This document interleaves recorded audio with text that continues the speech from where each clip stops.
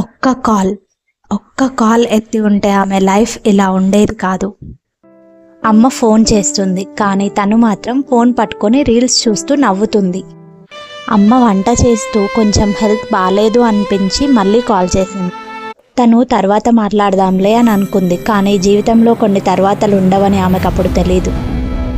అమ్మకి సడన్గా heart attack వచ్చింది. మళ్ళీ కాల్ చేయడానికి ప్రయత్నించింది. అచానక్ ఆమె కింద పడిపోయింది. ఫోన్ ఆమె చేతిలోంచి జారి పడిపోయింది. ఇక్కడ అమ్మాయి ఇంకా ఫోన్తో ఫ్రెండ్స్తో బిజీగా ఉంది. ఏం జరిగిందో తనకు తెలీదు. కొంతసేపటి తర్వాత 10 మిస్డ్ కాల్స్ చూసింది. తిరిగి కాల్ చేసింది. ఎవరో ఒక అతను ఫోన్ ఎత్తి మీ అమ్మ కింద పడిపోయింది అని చెప్పాడు. ఆమెకు సడన్గా ప్రపంచం ఆగిపోయినట్టు అనిపించింది.